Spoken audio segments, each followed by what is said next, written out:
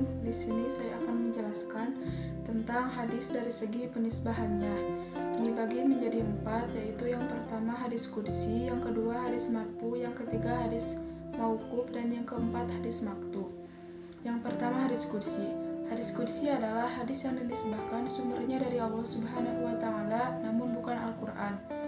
Perbedaan hadis qudsi dengan hadis biasa hanya ada dalam penisbahannya saja. Nilai hadis qudsi sama seperti hadis lainnya tergantung kepada sanad dan matannya. Tidak ada spesifikasi kekuatan hukum hadis qudsi. Dengan kata lain, hadis qudsi ada yang sahih, hasan, dan juga dhaif. Contohnya bisa dilihat di bawah ini. Yang kedua adalah hadis marfu. Hadis marfu adalah sumbernya langsung dari Nabi dan tidak berhenti pada sahabat. Hadis marfu dibagi menjadi 2, yaitu yang pertama marfu lafzon dan yang kedua marfu hukman. Yang pertama marfu lafzon yaitu hadis yang secara terang-terangan sahabat atau perawinya menyatakan bahwa Nabi mengatakan, melakukan, atau menyetujuinya. Yang kedua marfu hukman, yaitu hadis di mana sahabat yang meriwayatkannya tidak secara terang-terangan menyatakan bahwa Nabi mengatakan, melakukan, atau menyetujuinya. Alasan marfu lafzon.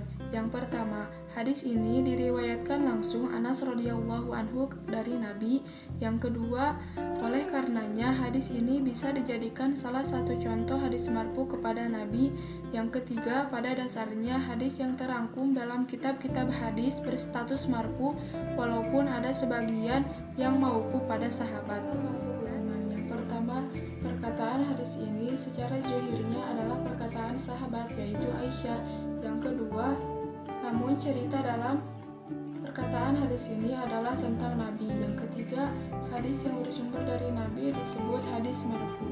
Ketiga, hadis mauquf. Hadis mauquf adalah berita yang hanya disandarkan sampai kepada sahabat saja, baik yang disandarkan itu perkataan, perbuatan, atau takrir, baik yang sanadnya bersambung maupun terputus. Sahabat adalah mereka yang bertemu dengan Nabi dalam keadaan mukmin dan meninggal dalam keadaan mukmin.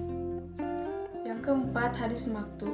Hadis maqtu adalah hadis yang disandarkan kepada tabi'in atau orang-orang setelah mereka, baik perkataan maupun perbuatan. Tabi'in adalah mereka yang berjumpa dengan sahabat dan beriman kepada Nabi meskipun ia tidak melihat Nabi serta ia mati dalam keadaan Islam.